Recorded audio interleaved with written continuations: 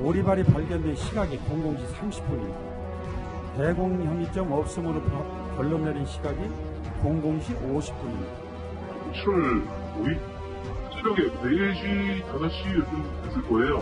20번이나 이래갖고. 그러다 이제 나중에 이제 헌병한테 연락이 왔고, 헌병 저희 학과 가서 수술을 하고.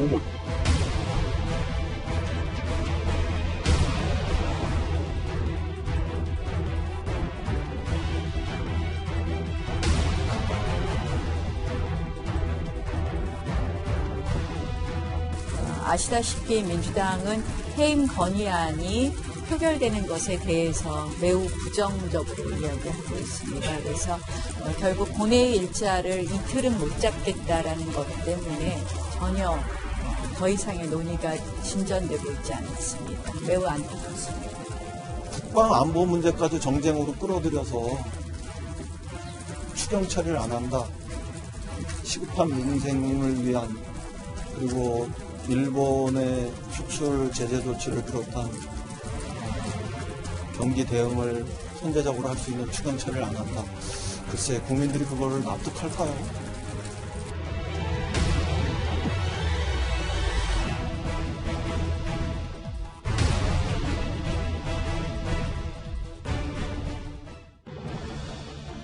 예, 달아난 해군 2함대의 거동 수상자가 지난 주말 검거됐습니다. 이 거동 수상자의 정체는 탄약고 인접초소에서 경계 근무를 하던 병사였습니다.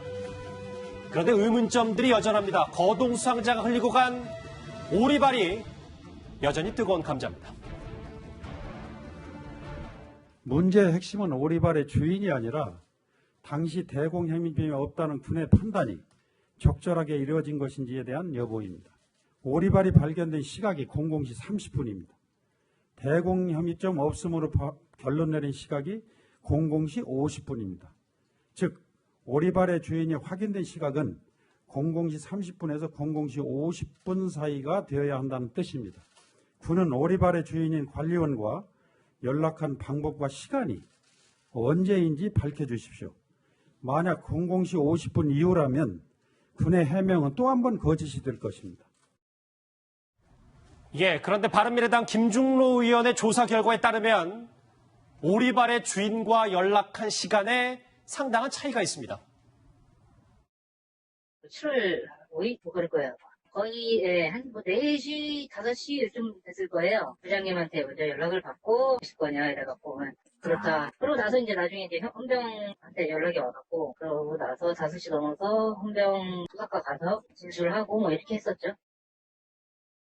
저게 좀 이상해요. 김중로 의원의 얘기에 따르면 1시에 대공 용의점이 없다 오리발 관련해서 결론을 내려놓고 3, 4시간 뒤에 오리발 주인에게 전화를 했다는 거잖아요. 네, 이게 정말 총체적인 어떤 그 조작 왜곡의 총합이라고 볼 수가 있는데요. 최초에 이제 저희들이 알게 된 것은 병사에게 허위 자백을 해서 별 문제 아닌 것처럼 이렇게 넘어가게끔 했다는 거 아니겠습니까? 그런데 문제는 이함대와 이함대의 체력 단련장 그 골프장이죠. 예. 그 사이에 철조망 같은 담이 있는데 그 인근에서 오리발이 발견됐다는 겁니다. 자, 그러면 상식적으로 이 함대는 함대니까 바다와 연에 있는 부두 아니겠습니까? 예. 그러면 저기 특수부대가 오리발을 사용해서 뭔가 수중으로 이렇게 침투했을 상황도 판단을 해야 되거든요. 자, 그러면 이 오리발이 과연 저게 특수부대 오리발이냐, 진짜로 우리 그 부대 관계자 오리발이냐, 이걸 판단을 해야 되는데 이제 대공 용의점이 없다라고 한 것은 10시 2분에 거동 수상자를 발견했고 00시 즉 새벽 밤 12시 50분에 불과 2시간 40분 만에 대공 용의점 없다라고 했다는 건데 지금 김중로 의원님 말에 따르면 그 오리발 주인은 새벽 5시가 되어서 연락받았다는 거 아닙니까? 그러면은 대공 용의점 없다는 도대체 무엇을 보고 이게 간첩 또는 적의 침투가 아니고 우리 부대 관계자 거라고 판단을 하고 대공 용의점이 없다라고 한 거냐? 이거는 전형적으로 문제를 축소시키기 위해서 결론을 먼저 내놓고 그렇죠. 나중에 껴맞힌. 그렇게 볼 수밖에 없는 겁니다. 그렇군요. 이 문제 계속해서 좀 논란이 될 것 같은데요. 또 하나 있습니다. 허위 자백을 종용한 장교와 부하병사 그리고 실제 거동 수상자의 운명은 어떻게 되는 걸까요? 오늘 국방부 얘기 같이 들어보시겠습니다. 저희들은 아시다시피 수사기관이기 때문에 관련된 사실과 증거를 가지고 저희들이 이제 준비를 수사를 하고 있는데 현재 판단은 두 가지 혐의입니다. 하나는 직권 남용 및 권리 행사 방해죄가 있고요. 두 번째는 관련 사실을 허위로 보고한 죄가 있다고 저희들은 혐의를 가지고 진행하고 있습니다.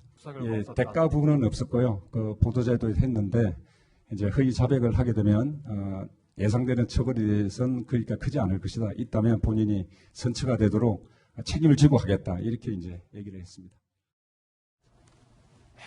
유주의 인물 3명이 있잖아요. 그러니까 뭐 거동 수상자, 이 병장 뭐 8월에 전역한다고 하는데 얼마 안 남았네요.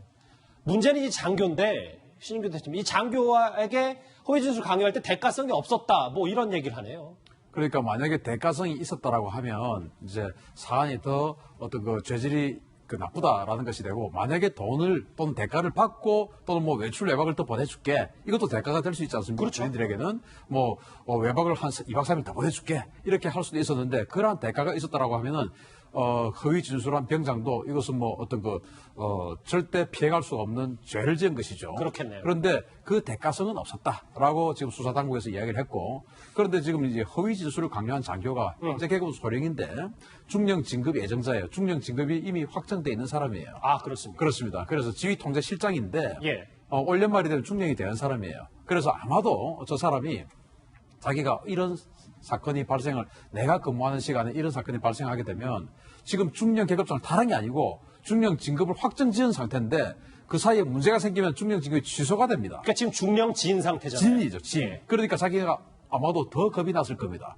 그래서 지금 이제 이러한 일을 벌인 것 같은데, 문제는 지금 이런 일로 인해서 해군 수뇌부뿐만 아니고 국방부 장관의 어떤 지위까지도 굉장히 위태로운, 그리고 우리 군의 신뢰 자체가 완전히 땅에 떨어진 그런 상황이 됐기 때문에 지휘통제실장 소령은 앞으로 굉장히 엄정한 법의 잣대를 받아야 될 겁니다. 말씀하셨던 부분, 이 부분, 그러니까 이 거동수상자가 났던 부분이 어느 정도 수준까지 문책이 이뤄질 거냐, 이제 그 얘기를 해볼 겁니다. 오늘 자유한국당과 바른미래당이 정경두 국방부 장관의 해임 건의안을 제출했습니다. 네, 관련 목소리 들어보시죠.